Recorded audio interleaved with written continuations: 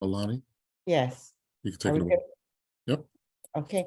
All right, Linan, you want to share your screen? And I will welcome everyone.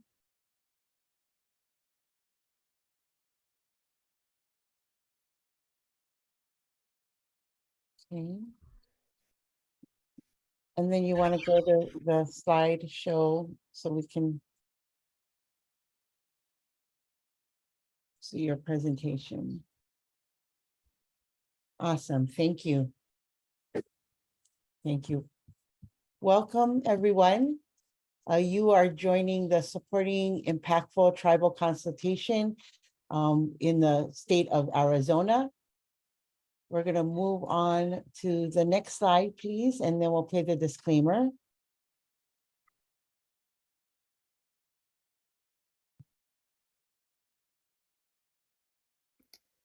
This presentation was produced under U.S. Department of Education contract number GS00F115CA with Synergy Enterprises, Inc. The views expressed herein do not necessarily represent the positions or policies of the U.S. Department of Education. No official endorsement by the U.S. Department of Education of any product, commodity, service, or enterprise mentioned herein is intended or should be inferred. Great, thank you so much. And I'll turn it over to Linan. Hi everybody, yat Linan Yazi Yanishia, what headline initially do my dish gives me bashes chin, Tatnazani dishe do kia ani edishanella. Thank you all so much for joining this presentation brought to you by the Arizona Department of Education, Office of Indian Education, in conjunction and collaboration with a couple of our tribal education department partners. And so I just quickly wanted to go over the purpose and the agenda that we're going to be covering today. And so the purpose of this presentation is to learn about how the Arizona Department of Education facilitates our tribal consultation process. And within that process, the importance of building relationships with tribes and encouraging LEAs or local education agencies to be more culturally responsive and engage in meaningful consultation. And a quick overview of our agenda for the day. We are going to talk a little bit about, or I'm going to talk a little bit about the Arizona Department of Education, where our office sits within the agency, as well as some of the services that we provide as an office.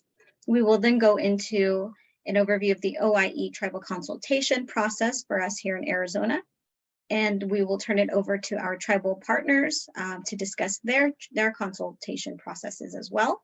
And then we'll talk a little bit about some best practices and share some resources with you along the way. And so again, a quick overview of the agency. The Arizona Department of Education is a service organization committed to raising academic outcomes and empowering parents. We did go through a recent change in leadership. Our superintendent of public instruction for the state is an elected position. And so we started a new, apologies for that. We changed leadership in January, and with it, under the new leadership, there was a slight reorganization. And so our office moved from the Equity, Diversity, and Inclusion unit under the Division of Academic Achievement unit. And we do have a new associate superintendent who is Catherine Barrett. And a little bit about what our office does and what we engage in. So what our office does is we oversee several state and federal programs in order to meet the educational needs and cultural needs of students in Arizona, of Native American students specifically. And we also offer technical assistance on a daily basis in multiple facets and multiple forums. And we do this in collaboration with other program areas within the department, as we do recognize that this is not, us serving the whole state of Arizona and specifically serving the Native students and educators in Arizona. We recognize that this is not something that we can do in silo or do on our own. So we certainly do what we can to reach out to other program areas to ensure that they are also providing services that are relevant, culturally responsive, and authentic, and in consideration of our tribal nations and communities. And so we also work with, in that sense, work with our internal and external entities. So although we work internally with other program areas, we also work externally with various tribes, with various organizations, and I'll talk a little bit more about that later on. And I just wanted to introduce my staff and share a little bit about the amazing things that my staff does. I'm very fortunate to be able to work with Terry Beeler-Saucedo, who you will see presenting later in this forum or in this meeting. And she is our tribal grant specialist. She oversees our Johnson O'Malley grantees, and she also oversees our tribal college and colleges and university dual enrollment program. And she also oversees our tribal consultation process for the state. And next up, we have Sarah Woody Jackson, who's our program project specialist. She takes care of a lot of our procurement needs, our travel. She takes care of our education inbox, which is a very big job when we get a lot of emails come in, and that's where the technical assistance comes in. So she manages all of that. And then we have Helen Thomas, who's our professional learning coordinator, and she oversees all of our professional development opportunities and presentations. She provides different formats, whether it's in person, on site, virtually, asynchronous opportunities as well. And then finally, we have Brooke Curlyhair, who's our education program specialist, who oversees our communications, all of our marketing, and our partnerships, our internal and external partnerships. And we're excited to say that we are hiring for 3 new positions. We'll be bringing in another education program specialist who's going to focus on working with our RISE grants and our state school improvement program. We're going to be bringing in a data coordinator, and then we will also be bringing in a new tribal liaison and policy coordinator to work with our tribes more closely. And next up, I just wanted to provide a little bit of context as far as our Indigenous and tribal nations within Arizona. We do have 22 sovereign tribes, and that's out of the 574 nationwide that are located here in our state. And we do have over 60,000 Native American students that we have in our ADE system. However, when we look at a more inclusive count, looking at several different factors, including the census and in the NWEA and all these other areas that track Native students, we believe that it's actually closer to about 90,000 Native American students that we have in the state of Arizona. And currently, this represents over 110 different tribal nations that our students come from. And right now, I want to go ahead and turn it over to Terry Beeler-Saucedo, who's going to give an overview of our tribal consultation process. Thank you, Lynanne. And very pleased to be here to be able to share what we're doing here in Arizona. And we'd love feedback from others on any suggestions or improvements or even questions that we have. And I noticed in the Q&A, there was a question about who from the tribe is allowed to participate in tribal consultations. And I will defer for when we get to our tribal representatives portions to be able to address that directly. So I'm going to give you a quick overview. As Lynanne mentioned, I'm Terry Beeler-Saucedo. As a tribal grant specialist, one of the areas I oversee is tribal consultation for Arizona. Next slide. So I know the participants here are familiar with tribal consultation, but I just wanted to point out that what we do in Arizona is the term consultation is used in a variety of discussions. So we ensure when we talk about ESSA tribal consultation that we use the term ESSA tribal consultation to distinguish between just general collaborations with tribes, which we encourage in a variety of areas, but also that this is a public law requirement for consultation with tribal nations. So that's why we use the term ESSA tribal consultation. And we ensure that all participants in this tribal consultation understand that the legal requirement is per section 8538 of the Elementary and Secondary Education Act as amended through ESSA, the Every Student Succeeds Act. And I know in some instances there's been pushback with the tribes. And again, I'll let our tribal representatives talk to that. Next slide. So again, as folks are aware, the covered programs with under section 8538, we ensure participants are aware of the history behind Title VI. When I came on, I got very confused between Title VI and Title VII and found out that the reason is it used to be the naming convention changed after 2017. So Title VI used to be called, that we know of for the Indian, Native, Hawaiian, and Alaska Native education, used to have the nomenclature of Title VII, which is now Impact Aid. So why is that important? It's important that we make sure that everybody that's participating in tribal consultation starts out the same basic framework and to ensure that they all know which grant they're talking about. So we instruct folks to call out the titles of the program, not just the title numbers, to ensure that everybody knows which titles that they're discussing, which title grants. In addition, we note the separation between the title programs that Arizona manages versus Title VI, which is administered through the federal agency, not the state. Next slide.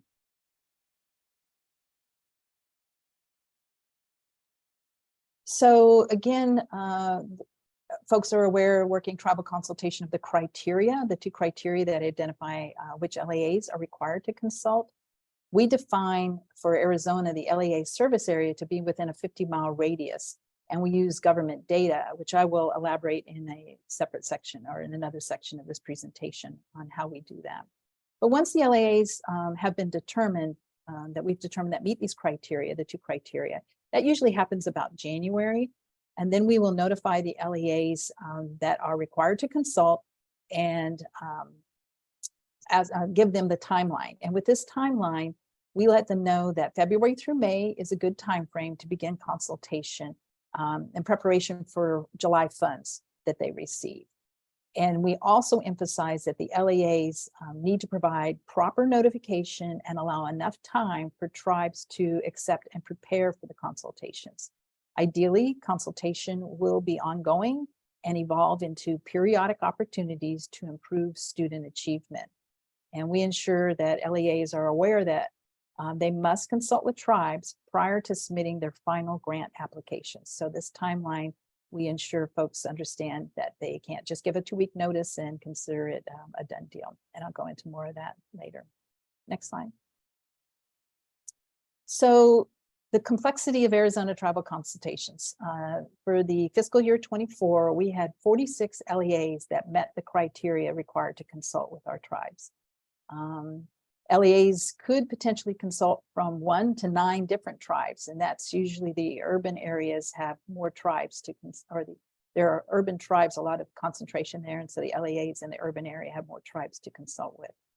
On the other side, tribes could potentially consult with 1 to 21 LEAs, and again, the tribes that are in the urban areas are the most affected by that. So there are a lot of participants in this consultation that we need to make sure have the resources and support to do an effective job. Next slide. So I know this is a very busy slide, so bear with me here again to show the complexity here. For the 23 through 24 school year, if you'll click Lynn, okay, good.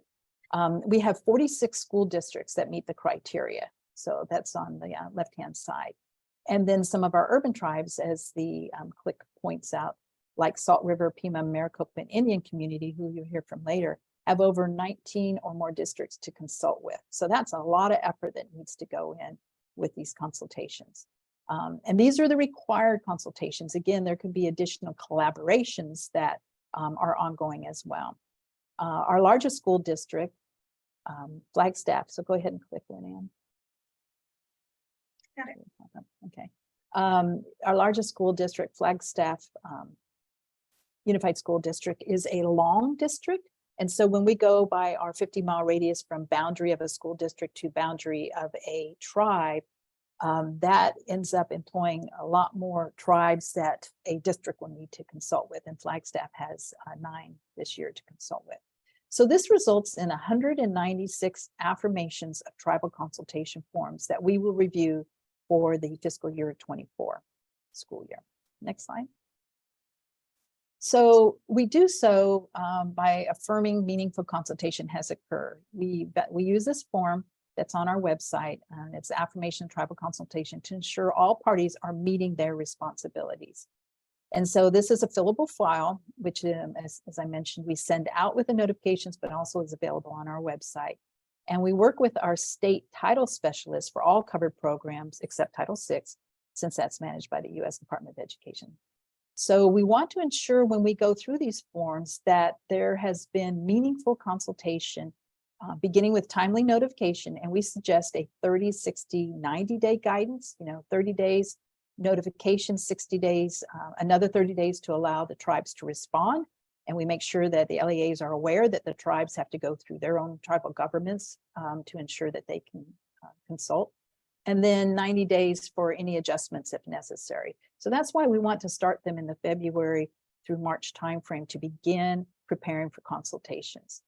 And then when on these forms, if we see a section that allows them to go ahead and click through, Linan, all the pieces of it and parts. Thank you. If we see that they've selected a non-response, that they've sent out timely notifications through the tribes, but they've got a non-response. And again, it's on both parties to ensure that this is timely to meet the grant timelines. When they select a non-response, we ask them to show their 3 good faith efforts. What did they send out? We suggest not just send out emails, but make phone calls, maybe a certified letter. Do due diligence in notifying the tribe of these consultations. And then if there's a non-response, we will double check to sit there and say, okay, you can't sit there and send out an email and 2 weeks later send out another and then say, I've gotten no response. So we're very critical on making sure that there is timely notification so meaningful consultation can occur.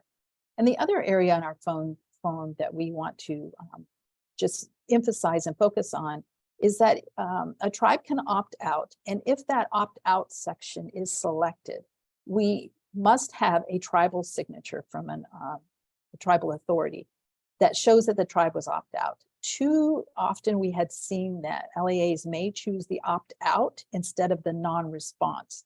And so we want to ensure that it can't just be selected as an opt-out without a tribal signature, because it's up to the tribe to opt out. And then the last area, as I mentioned, is we want to make sure that the individual that's signing the consultation has the authority to represent the tribe. So we ensure that that is selected on our form. Okay. So before going to tribal reps, are there any questions on what I don't see anything in Q&A, and I don't think there's anything in chat. Is there, Linan? Okay. No, there's not. Yeah. Okay. Thank you. So we work closely with our tribal partners, and we're so excited to have 2 representatives with us today, Navajo Nation and Salt River Pima Maricopa Indian Community. So I will turn it over to Roy for him to introduce himself. Thank you. Good afternoon, everybody. Yat Roy Tracy and Seattle.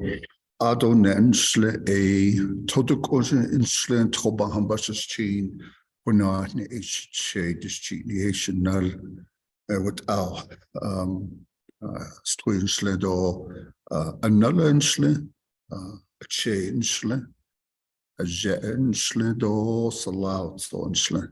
So I just introduce myself in my traditional manner with the clients, and just mention that I am a father, a grandfather, paternal, maternal grandfather, and also that I'm also a veteran. And I work with the Department of Diné Education with the Navajo Nation. Miranda, introduce yourself. Oh, you want me to go straight? I can do it. Okay. Okay. I am my name's Roy Tracy. You're more than welcome to contact me. I'll put my email in the chat box if you have questions, and maybe some of your tribal representatives is working with other states across the United States here. Let's see here. I'm the assistant superintendent for Navajo Head Start, and also a program manager and lead statistician researcher for the Office of Educational Research and Statistics, which is one of the 12 programs within the Department of Education. And so within this system that we have, the Navajo Nation has a title, a code. We call it Title 10. Many people refer to that as a constitution. And this is especially established because of treaty conditions going back to 1868 that gives the Navajo Nation the autonomy and the sovereign governance to look over and oversee educational development, educational issues within 270 plus school systems that operate within the Navajo Nation and on the bordering reservation areas.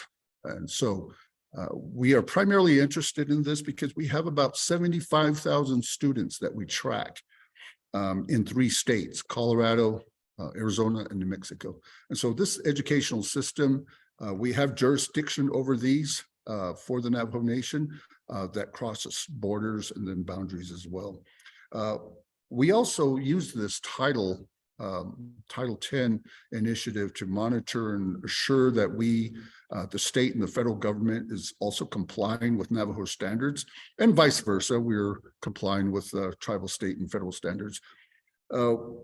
We have specifically, the nation looks at several types of schools that we really focus in on. Those are the 638 contract and the 297 schools. We call those tribal consultation schools. And, you know, the largest portion of our students are educated within the public school system. And again, those are bordering and on the Navajo Nation.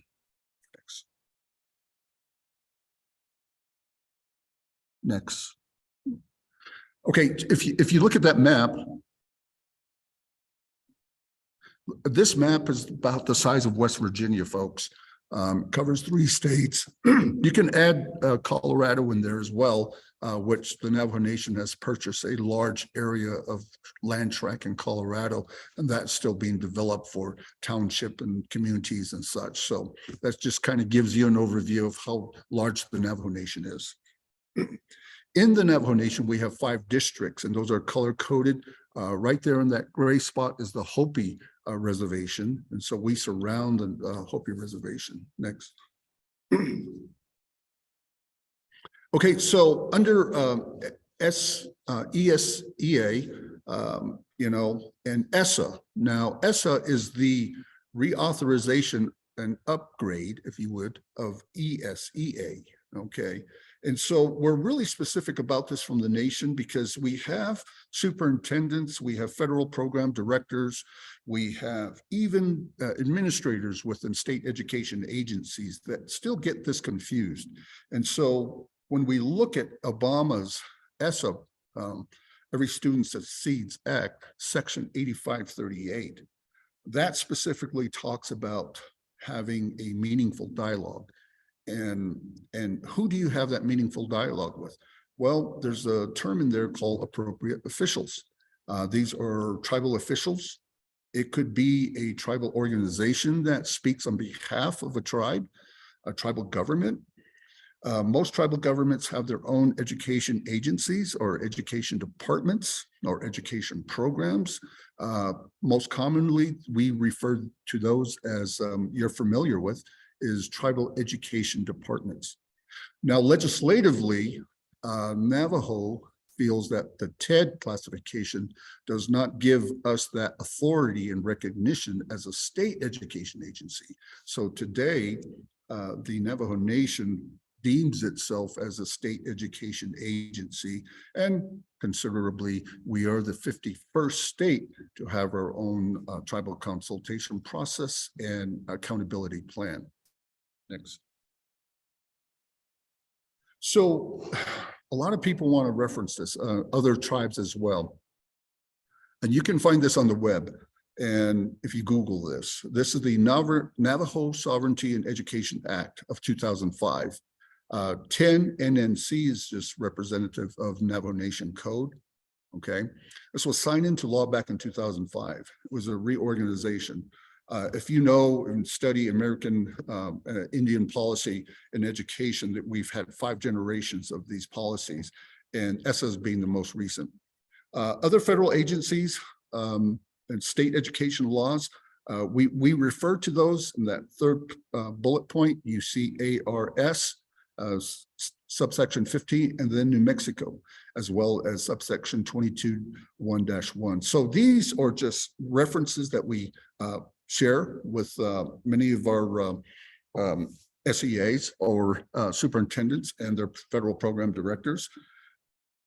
The idea of this 2005 title revamp was to create the Department of Education and solidify that to meet the state education requirements and also be recognized in that sense. So that's how this Title 10 code was developed.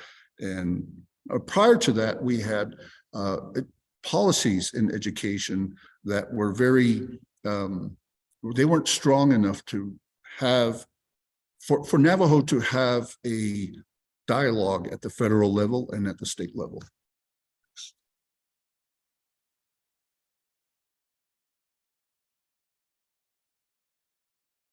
Next.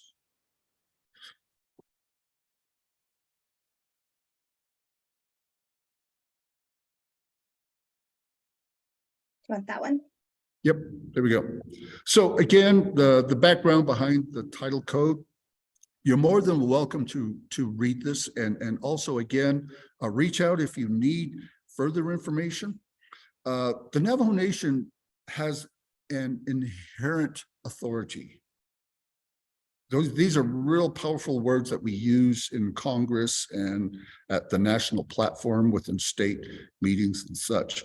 Because of these treaties, and none of them have been ratified to date or updated or anything like that, most tribal nations across the country really rely on these treaties and that sacred trust and that agreement that was supposed to have taken place, because, you know, we were removed from our lands and then put on reservations, and in turn we were to give up resources and land and such. And so those treaties are very sacred to us.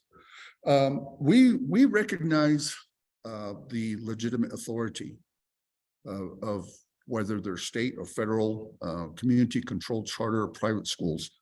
And we also believe that, you know, our stakeholders, as we call them, should be able to work with these tribes and the Navajo Nation itself, for example, to work cooperatively together, to have some meaningful dialogue, which is one of the key phrases within ESSA, section 8538.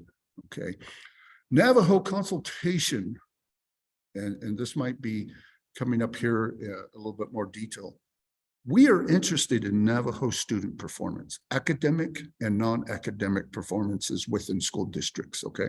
And so we use this backdrop of inherent authority to query school districts and SEAs, state education agencies, about how they are spending these title funds, titles 1 through 7. Next. So again, we're talking about laws. And this is very important, and I want to make sure the audience understands that. Section 8538 just didn't come out of Obama's left ear, for example, okay? There was a lot of research, and these were issues that Congress and the state Senate on Indian Affairs said, okay, what can the United States government do to improve education quality among Native students, and primarily Navajo?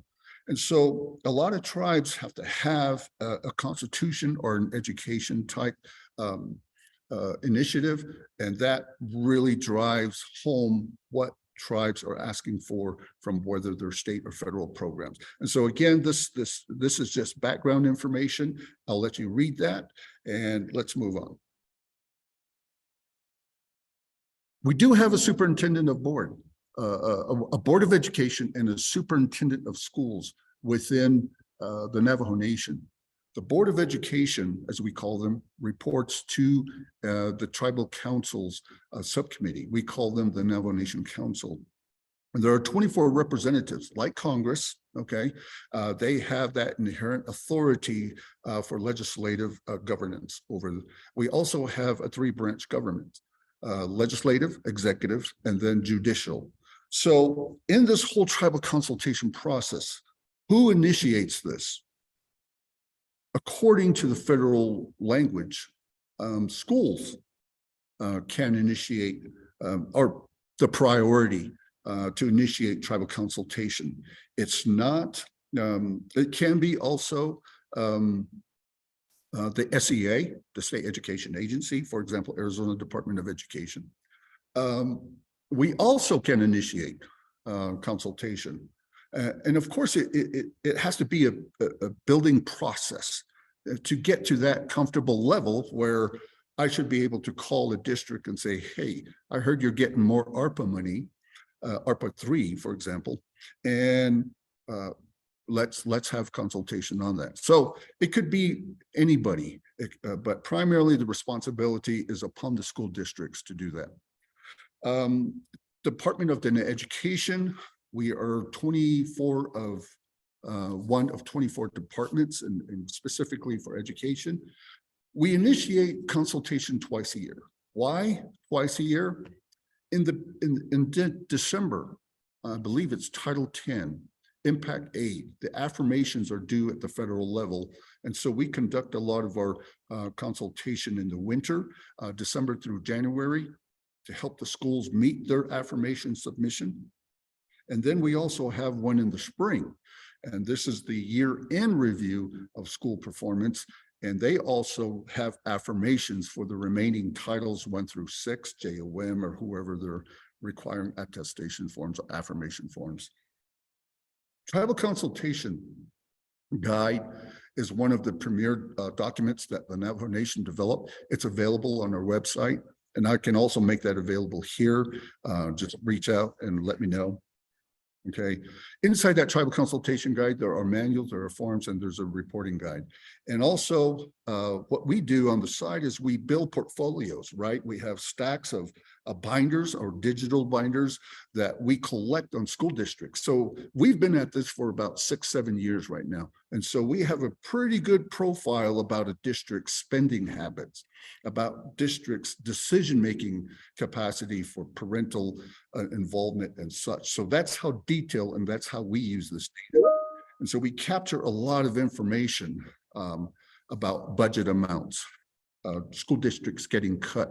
And that gives us the ability to go back to the SEA, Arizona Department of Education, and ask the secretary and ask the governor, support your local education agencies, support your districts and such, for example. That's how we use that information.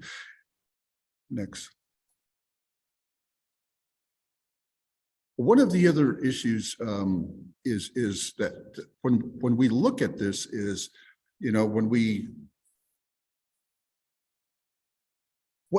have school districts that also ask the Navajo Nation, we need help in these areas, infrastructure, roads, you know, just housing, infrastructure support where school districts might want to set up a K-6 program and such. And so we try to take this information back to the president's office, and that goes into the council, and the council and the president work together to try to meet the demands of the districts as well. And so again, this tribal consultation guide is really just improving the educational accountability of school districts. It's an accountability measure. In the past, Navajo Nation has felt that some of our local school districts did not really participate and really embed themselves in their local communities, which is what's supposed to be happening, right?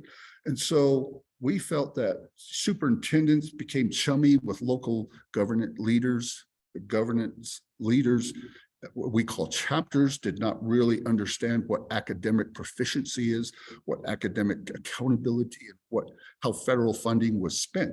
So really, this has opened the door that the Navajo Nation, because we have autonomous governments, chapters within the entirety of the Navajo Nation.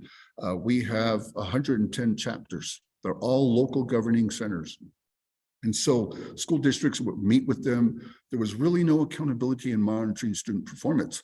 The chapter official would sign it and give it off to the district, and the district would spend the money however they wanted. We did some studies, and we have white papers available that we can literally track down how Title I funds are used for at-risk and how they impact Navajo students. Same thing with Titles 2, 3, 4, 5, 6, 7, JOM, other funding measures as well too. Next. And so the whole idea about this is to build this relationship. And it didn't happen overnight. We had superintendents that were like, I don't have to do this. We had federal program directors that said, no, I don't have to do this. Well, you know, we don't want to wave that flag, that paper, and say, oh, here's ESSA section 8538, and it says you have to do this. We've met with the national federal directors and such and said, you know what, this has to be a requirement.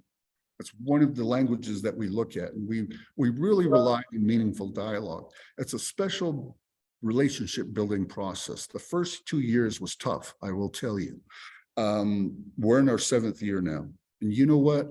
We have superintendents that are just working with us. We have one school district in New Mexico that meets with us every week. They conduct tribal consultation. It doesn't have to be about Titles 1 through 7, JOM. It can be about your ESSER funds, 1, 2, and 3. It could be about ARPA funds coming down the pipe from the state into the school districts for another wave of COVID, for example. The district initiates the tribal consultation. The tribe's representatives, education departments, should be available to work with you. And it's a give and take. And it's a special relationship that I think needs more development. We are looking at higher education institutions as well. Navajo has 2 higher ed institutions, but that doesn't exclude them from tribal consultation. We also, as a Navajo Nation, are requesting the state education agencies and the secretary and the governor to consult with Diné Education as well. Navajo Nation wants to review state accountability plans. And that's something we've been asking the Senate, we've been asking, the House with our representatives in Congress, that these are some of the measures that are embedded in Indian education law, which has not really happened, but we have now a great relationship. And I think like Arizona Department of Education have really come forward and working with the tribes. New Mexico's has a great system as well, and Utah. So I'm available for questions. I'm going to put my email in the chat. So if you need anything else, let me know, and I will give it to our partner, Miranda. Roy, before we go over to Miranda, really quickly, we do have one person who asked a few questions in the chat. Well, we actually have several questions. So I'm just going to go one at a time, and then feel free to answer them at your leisure. So the first question is, who from the tribe is allowed to participate in tribal consultations? Is it just the tribal council level? And I know you touched on this a little bit, but if you want to expand on that anymore. Okay, great question. We started out from a very official capacity. This law came down the pipe, was given to our president's office, and there was a small contingent team that went out. And the results really, I guess the first year was really about relationship building. It gave an opportunity for our political leaders to go out and meet the districts and such. Eventually, by the 2nd and 3rd year, we formalized this. We came out with our tribal consultation manual. Those that can participate, what we learned, best practice is to keep this dialogue between the education department and the school district. That's it. Okay. We've had the public come in. We just had a consultation with California, for example, and this was one of just the most recent. They just started. This is their 2nd year with Los Angeles Unified School District. They serve 170,000 students. Can you believe that? So, but we have student representatives, Navajo students attending LA Unified School District. We had their public representatives, conscience committees and such and such. And so the dialogue can move. Navajo has a very structured dialogue about how we go through the areas we cover. We have content specialists within the Department of Education, administrators, teachers, grant writers, program developers, linguists, everything, right? And so these representatives make up the Tribal Consultation Committee. And so in our dialogue, we prefer to have a conversation with the superintendent. We ask superintendents to come before the Tribal Consultation Committee. I will tell you that. We have some superintendents that say, no, that's below me. No, you're a representative of the State Education Agency, LEA. You should be just as accountable. We also ask that of their federal programs people.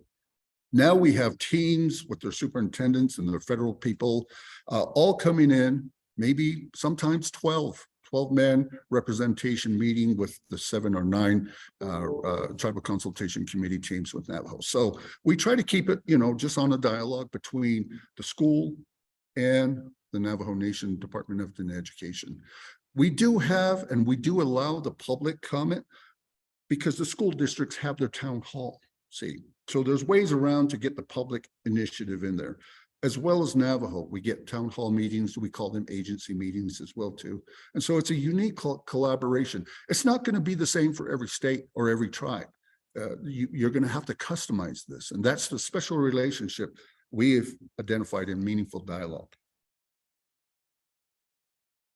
Thank you, Roy.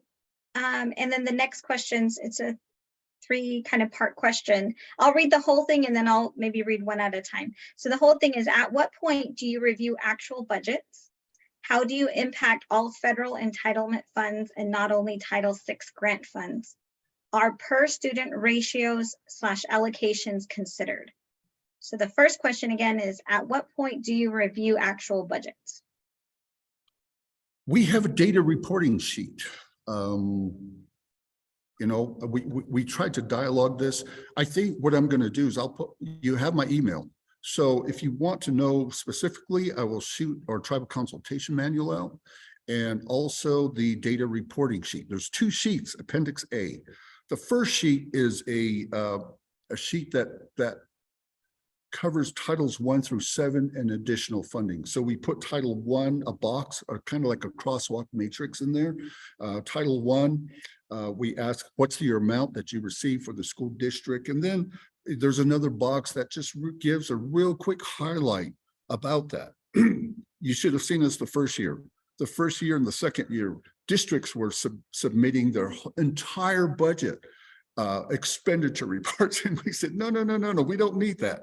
We just want to watch and monitor and gather for ourselves what the total amount of Title I funds, Part A, Part B, whatever it might be, that school districts are getting. From there, we then disseminate that. We can get real specific. And again, this is a best practice. The first year or first couple of years or few years, a tribe might be looking at this and saying, wow, how are, and I have to correct some of our tribal leaders at times that it's not about looking at the budget and saying, oh, do you have this expenditure? Our concern is how a district uses that money. For example, professional development. Are you doing enough CRT, cultural relevant training for administrators and staff and your board? Are you providing enough cultural relevant content and materials in your programs that you're developing for after school, for example? That's how we look at the budget, okay?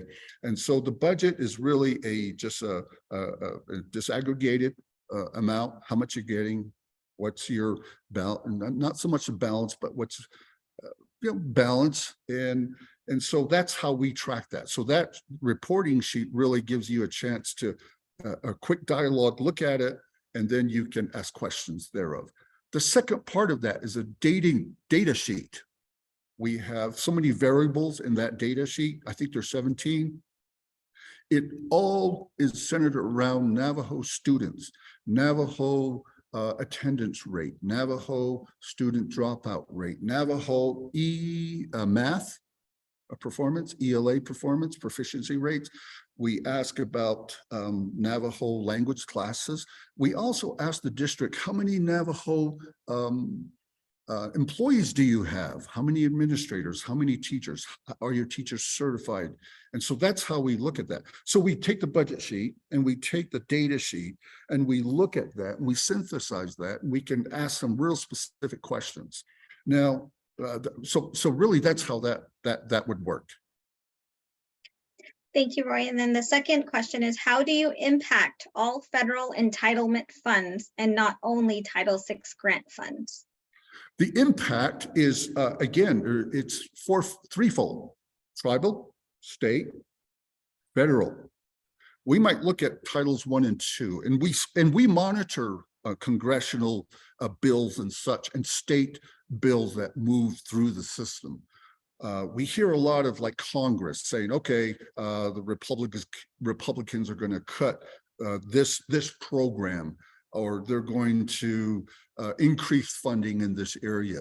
So we monitor those so that we can track it from the federal level down into the state and how the states are supporting public schools, right?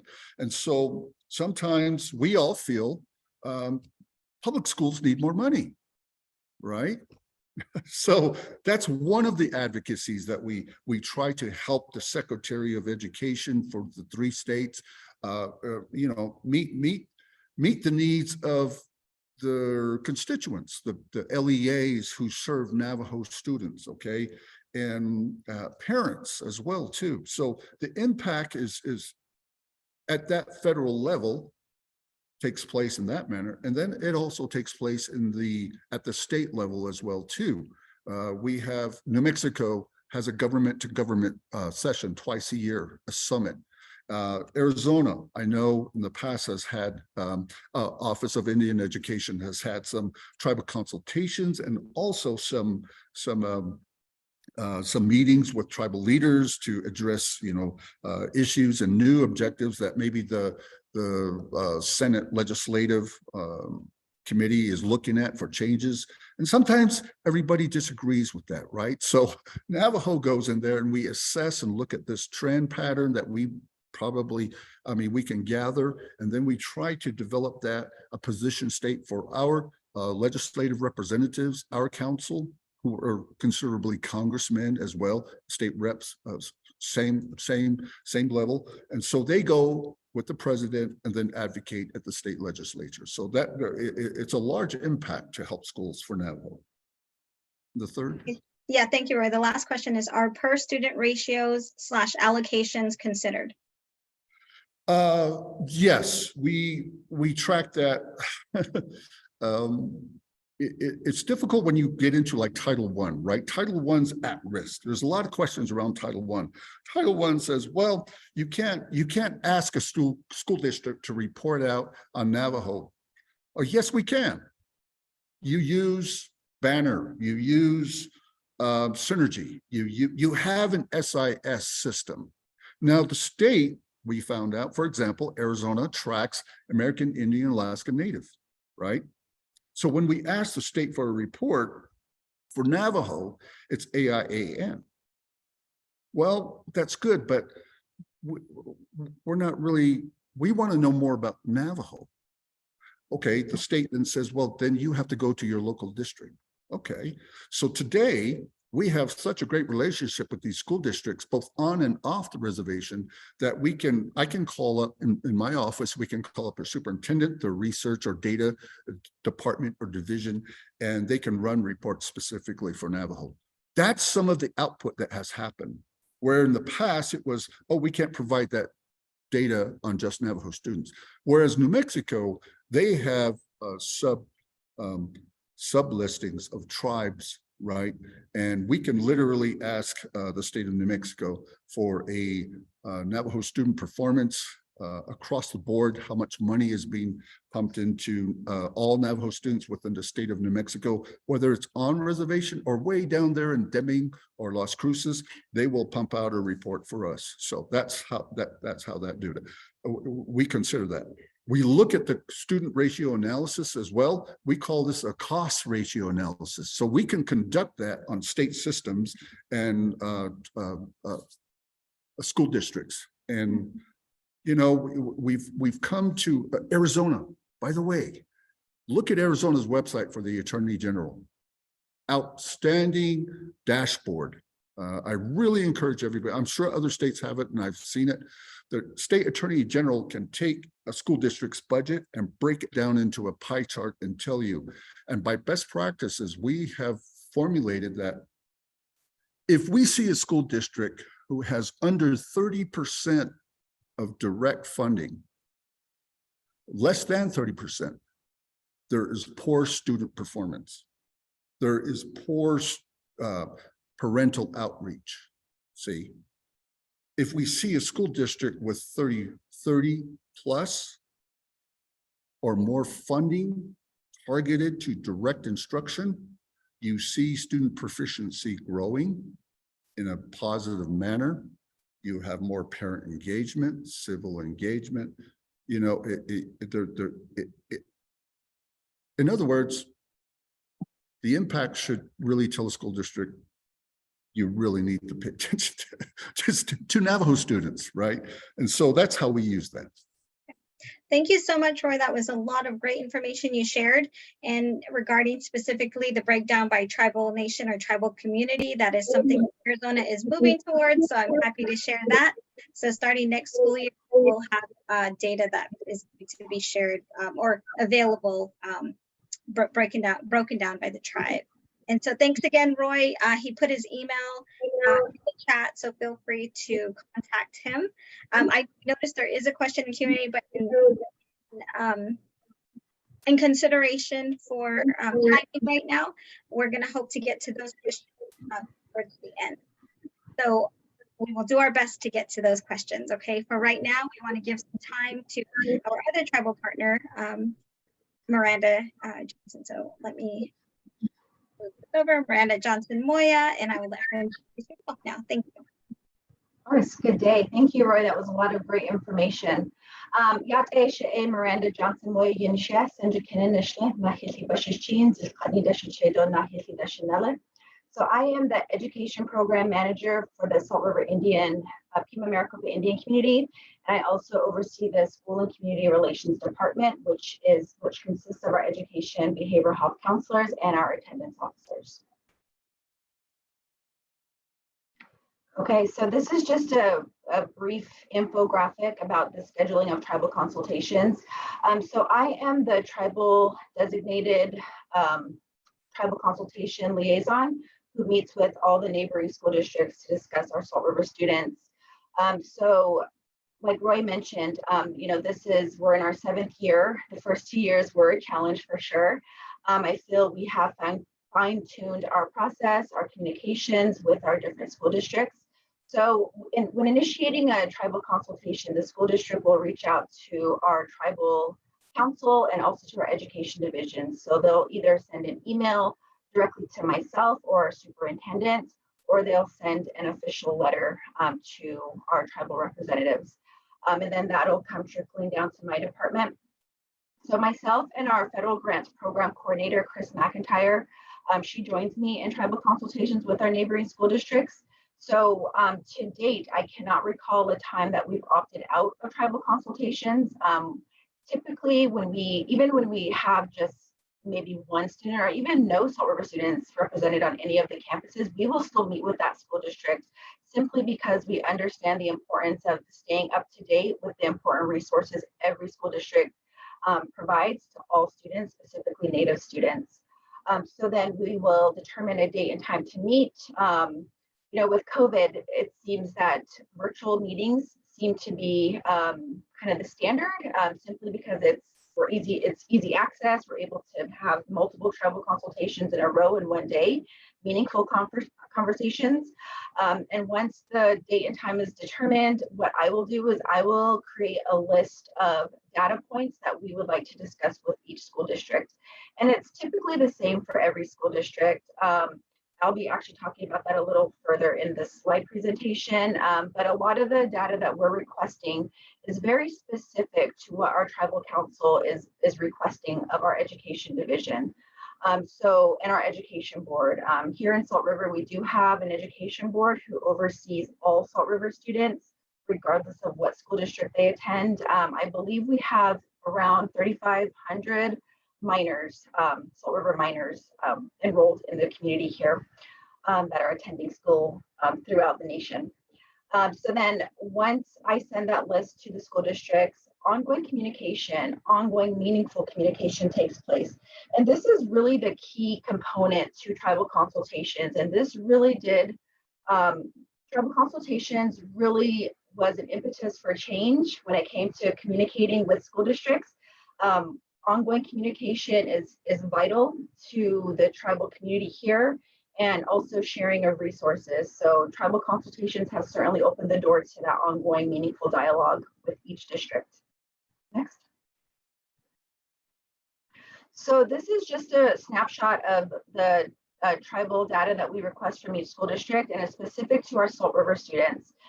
So any state testing data that the school district is able to provide, they'll send us, usually they'll send it to us in a slide prior to our meeting, or sometimes they'll just share it with us during our tribal consultation.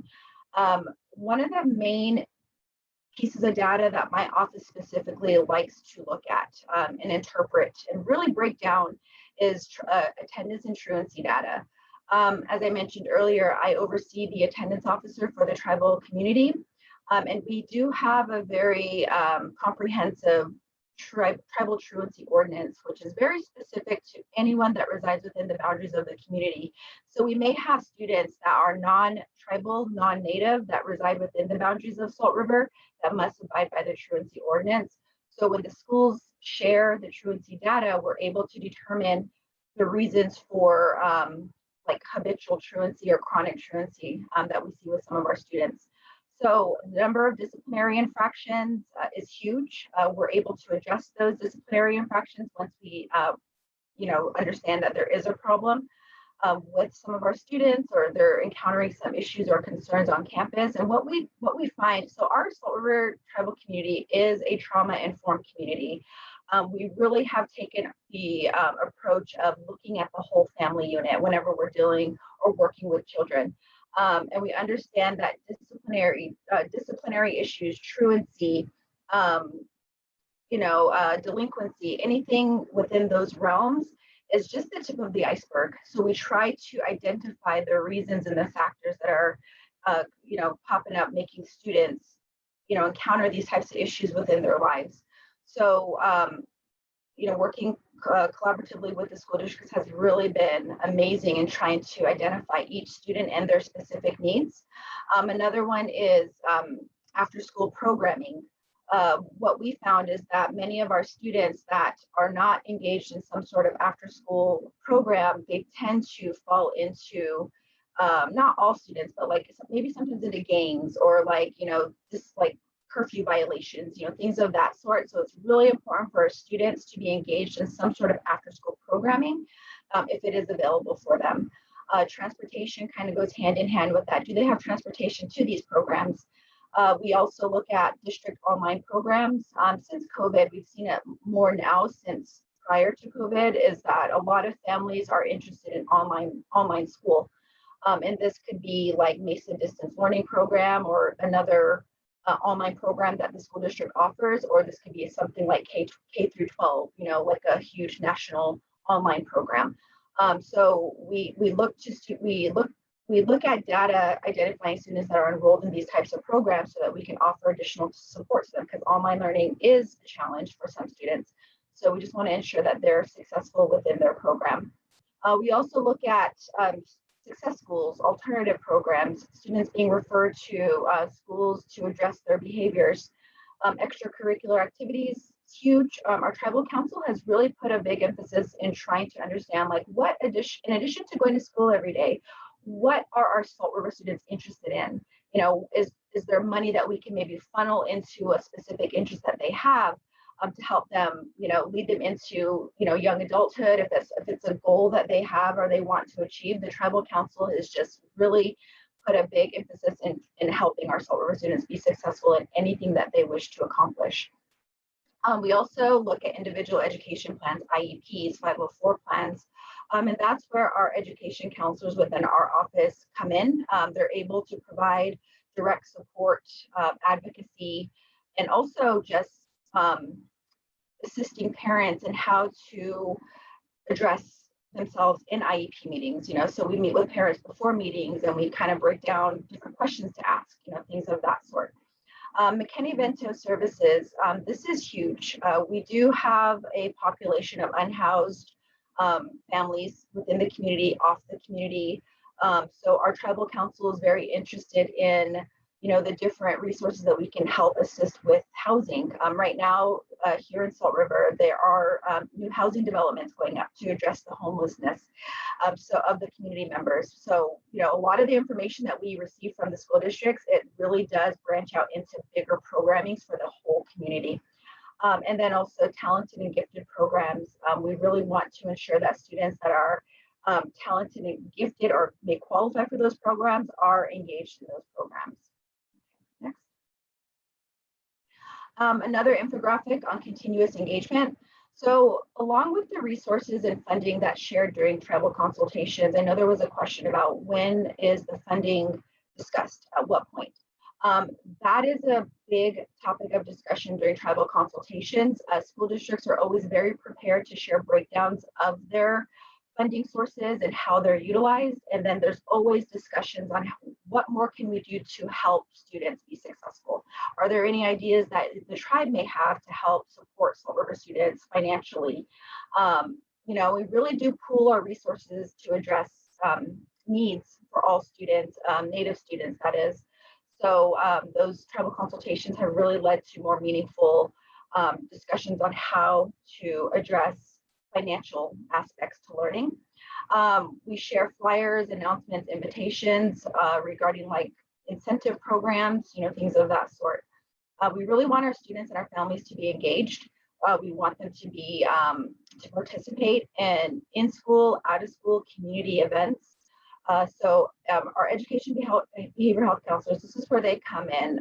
So they do provide direct support to our Salt River students. So when we do have tribal consultations, school districts don't share specific information, but it leads to more discussion on specific students that need support. So within my office, our counselors, we have 4 of them, and they are literally assigned to schools throughout Mesa Public Schools, Scottsdale, Tempe. They even are assigned to boarding schools. And so they do fly out to California, Oklahoma, Oregon to meet with our Salt River students that are enrolled in boarding school, because our tribal council wants to ensure there is that connection between wherever our students are enrolled and the community here. And then our attendance officers. So with the data that's received during tribal consultations and then ongoing throughout the school year between the school districts and the tribal education department, we're able to monitor student attendance, enforce the tribal truancy ordinance, and then really put forth support services to address truancy issues. And then the enrollment data. School districts have done a phenomenal job of sharing enrollment data. And this is something that I request on sometimes a weekly basis, monthly basis, but most times schools will send enrollment data on a quarterly basis. Okay, next.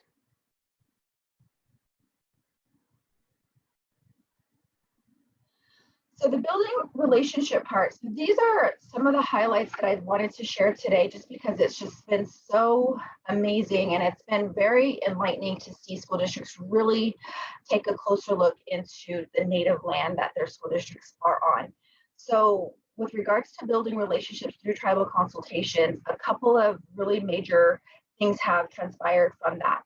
So Scottsdale Unified School District has enacted and actually adopted the reading and posting of the SRP MIC land acknowledgement in 2020.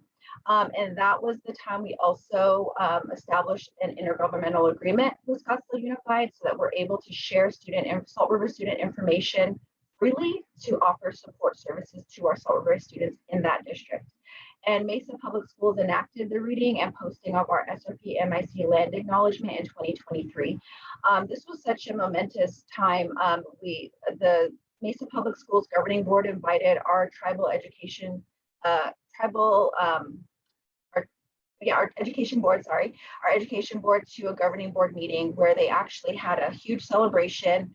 Our tribal council was also present during that time, and they did the reading of our land acknowledgement, and it's posted within their governing board, and they're also planning on posting it different places throughout the schools, Scottsdale and Mesa Public Schools.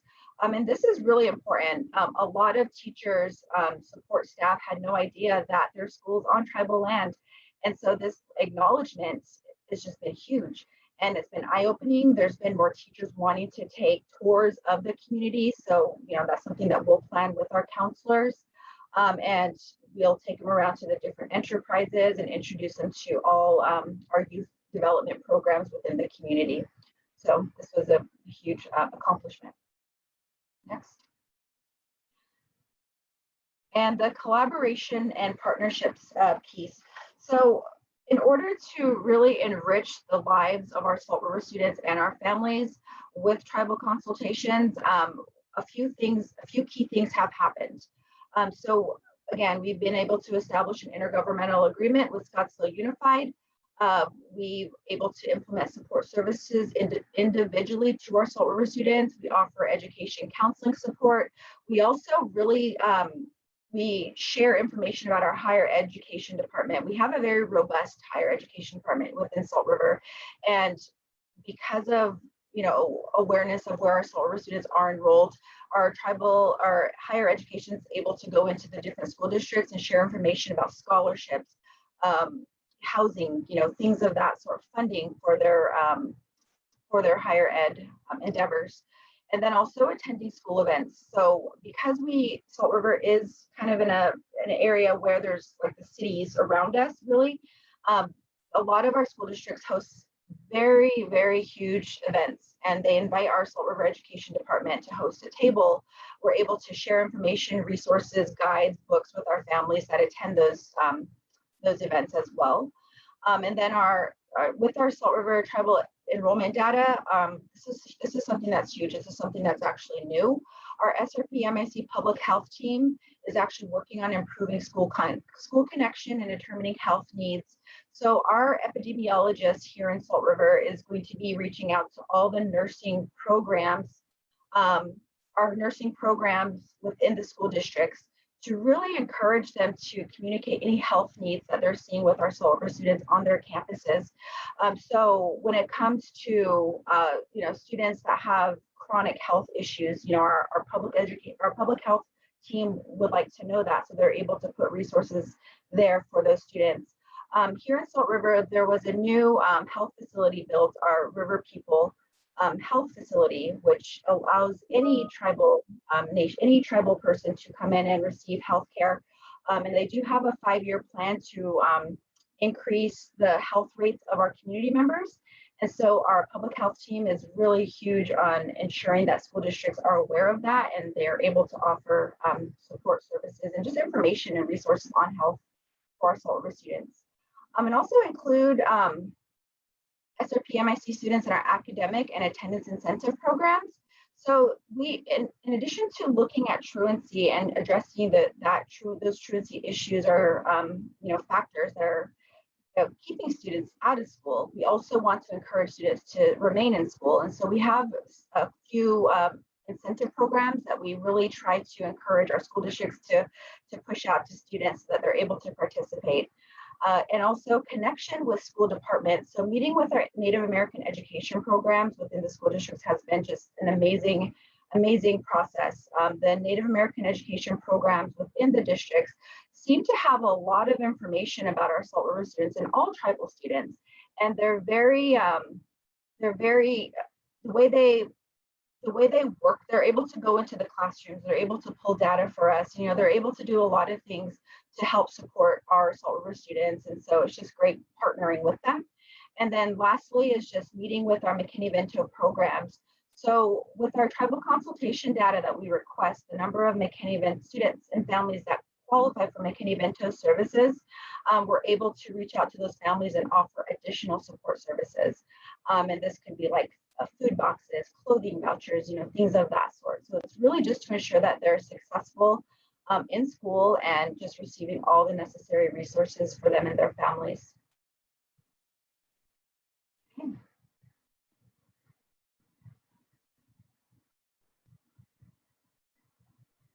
I think you're muted, Linan. Yes, thank you, Miranda, for sharing all that great information about your process. And what I think was really great to hear was, you know, what is the tribal council looking for, right? What type of information are they wanting? What do they want to know about their kids, right? And so thank you for sharing that. We do have a question in the chat from Q. I know there's 3 in the Q&A in the queue right now. However, the first 2 we're going to try to get to at the end.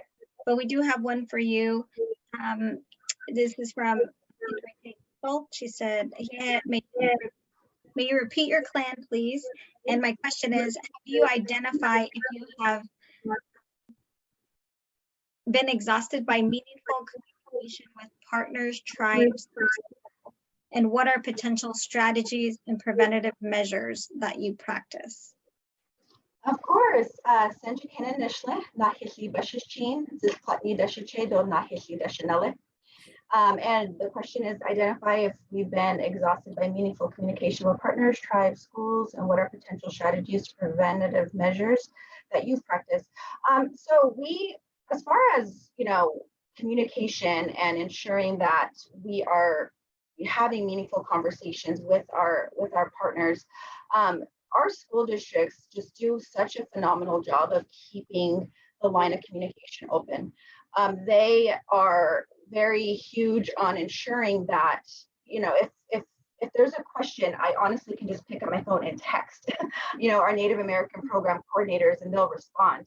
And, you know, the years that we've been doing these tribal consultations, holding these tribal consultations, we've really established such a beautiful relationship with our school districts. And I feel because of that, we're able to provide more support services to our Salt River students because we feel comfortable picking up the phone, you know, speaking to superintendents as well and requesting more services for our students.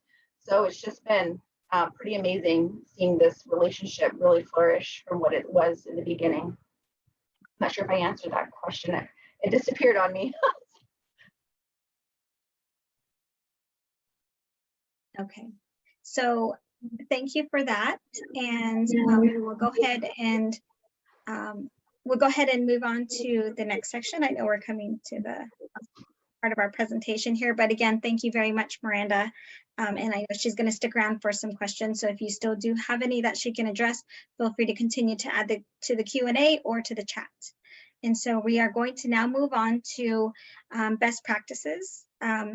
And actually, before we move on to best practices, I just really wanted to share a couple of takeaways from our tribal partner presentations. One of those is recognizing the sovereignty and rights of tribes to have a say in the education of their students, and how important it is that we put an emphasis on, you know, not just the tribal consultation part of it, but also leading into the collaboration part of everything. And so please, if you, you know, do work with, and I think most of you, if not all, do work with within school systems, please keep those things in mind. And also the fact that our tribes do ask that we, you know, break down data based on their tribal members as well. So something to keep in mind when you are sharing information with tribes. Thank you. Okay, so we're going to go ahead and move on to the best practices. And this is from my office, from the Office of Indian Education, just some of the things that we strive to do well, right? There's 2 things when we talk about best practices. It's communication and collaboration. So ways that we provide different types of communication out to the field. We do have several listservs that serve different purposes.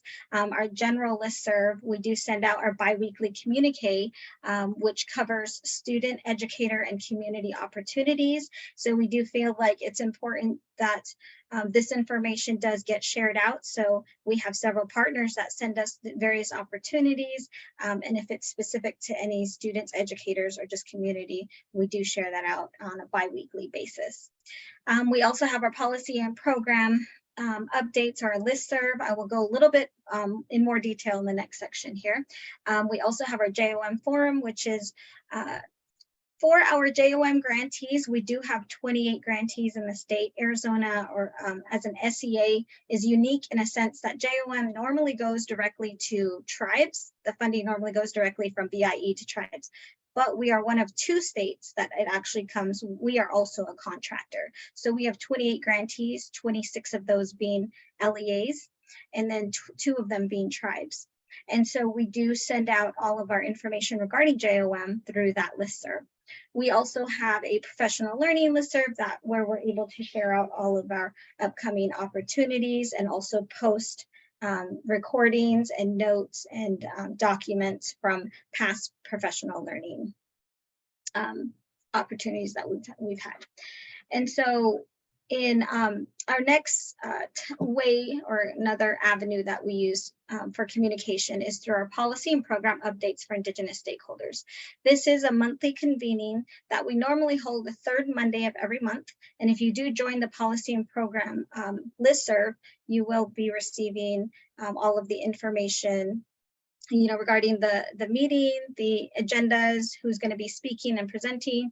We do have program areas within ADE that present, but we also have external partners that have resources, programs, opportunities available that we do have them share during that time. And so again, anybody is welcome to join us during those monthly kind of convenings. And we do provide this obviously to create and maintain relationships, between ADE, our tribal communities, and all in an effort to drive positive change for our Native American students and educators. We also provide information out to external stakeholders in various ways. I already talked about the biweekly communique and what we kind of do with that. But an example of something we've done in the past are the newsletters that we have posted on our website, but we are sending out on the weekly basis during Native American Heritage Month. And within these newsletters, we covered a few different areas. We had a message from an Indian education leader from across the state. So initially, 1 week we had the superintendent of public instruction who had a welcoming message in that newsletter.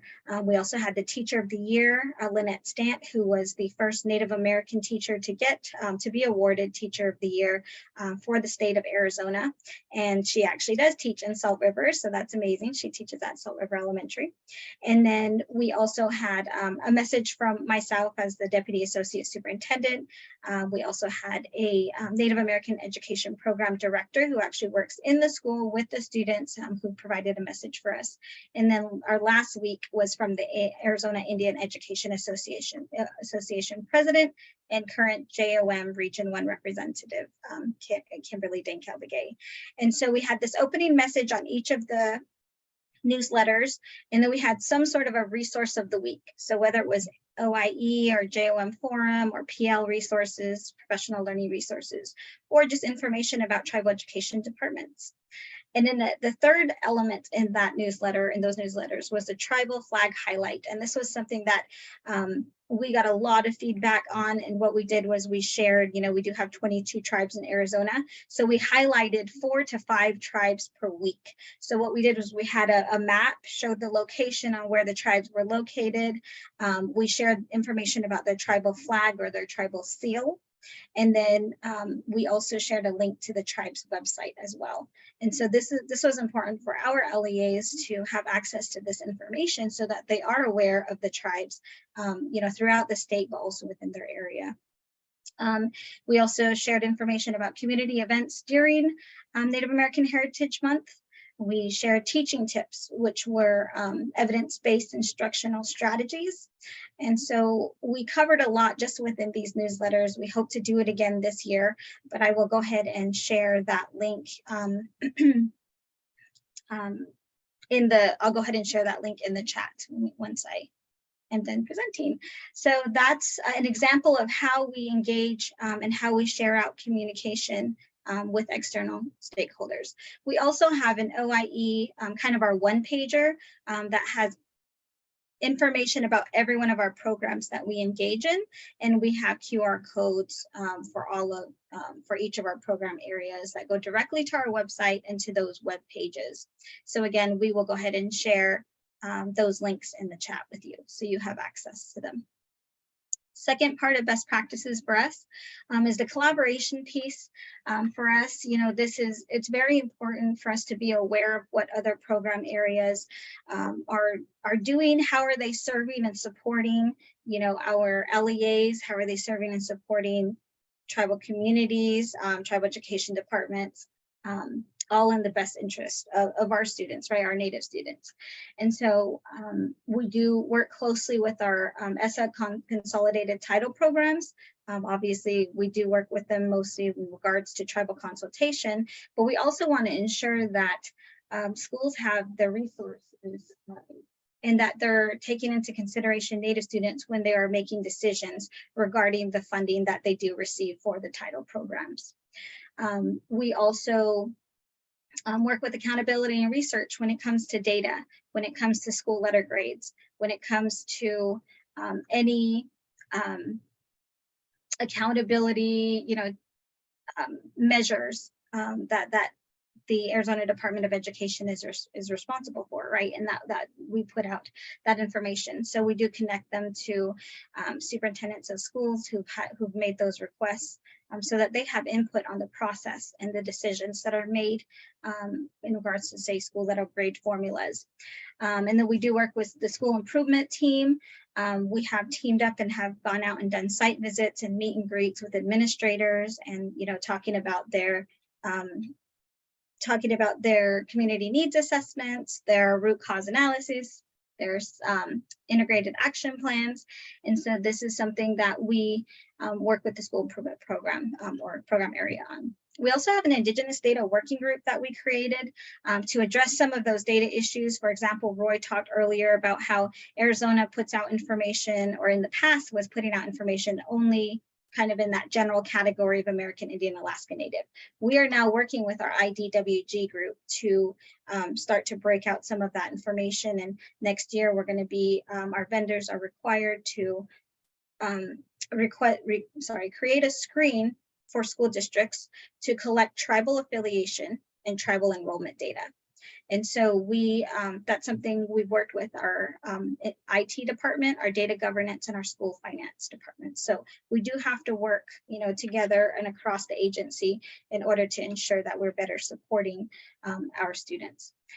And then we do work with, as a perfect example today, with our tribes, as often as we can, because we recognize that the importance of their input, their feedback, and really creating supports that are in collaboration. And it's not so much, oh, we've created this now, can you check off on it? And that was already the final draft. So we really want to, we accept the feedback and we make changes along the way.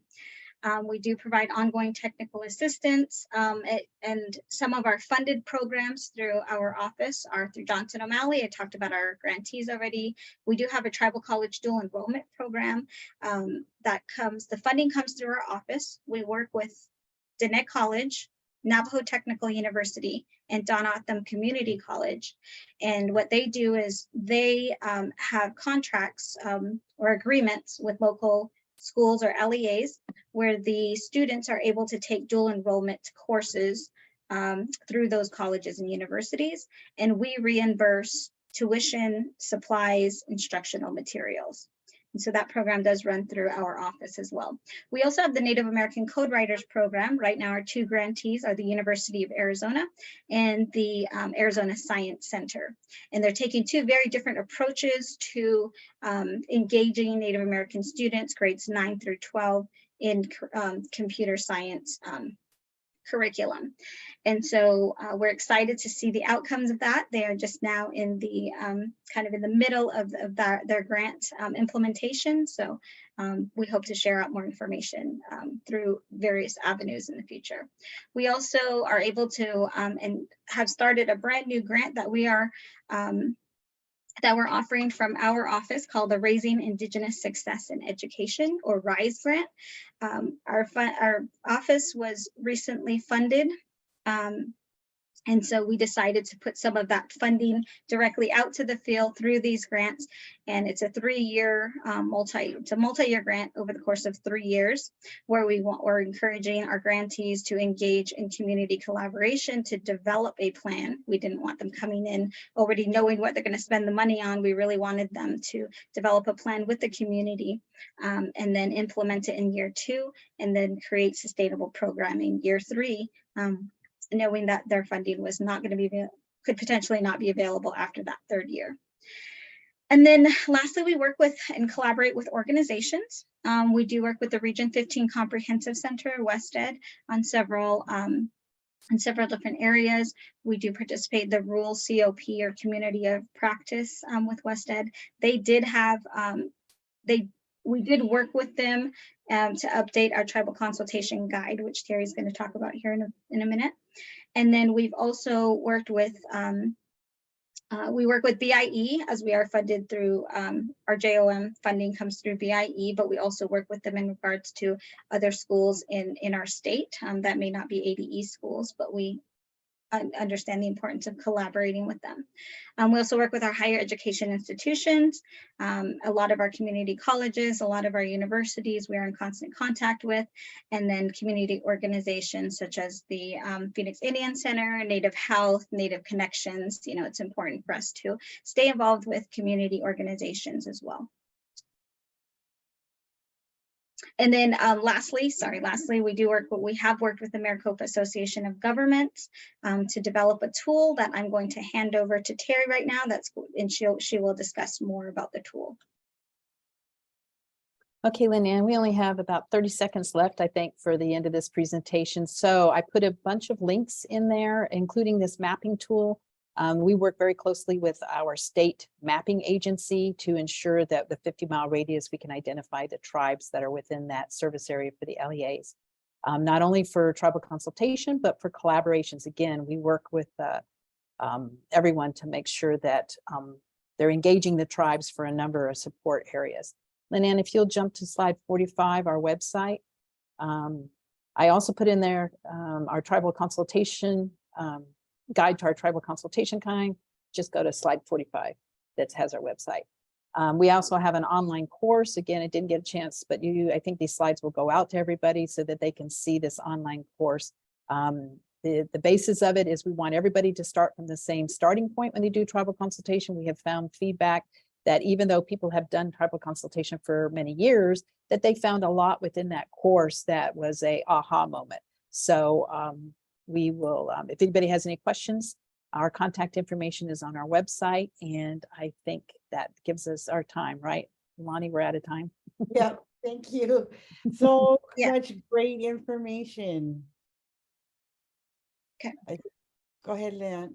Oh, sorry. Just want to thank everybody for joining the presentation. I'm sorry we ran a little short on time, but all the information is in the slide. Feel free to contact us if you have any questions, and you can always join our listservs to receive additional information. Thank you. Awesome. Thank you again for all of your presentation and all of the great information you provided. Just want to say what's next. You have your next is your first matchmaking session. It should be starting soon. Take the time to go check out the social wall, also the chat for discussion board, and files also are available to put in your swag bag. If you have any questions, please email us at oie@seiservices.com. We will be providing both the recording as well as the slide in a PDF form in a future date after the project directors meeting. So stay tuned for that. Enjoy the rest of your day. Coming up next, we will also have Michigan sharing their tribal consultation. So if you're really interested in this model, at first we had both of the sessions together, but there was so much great information. We decided to have them have their own separate information. And so stay tuned for that and other great sessions coming up. Thank you again and have a wonderful rest of your day. Aloha. Thank you.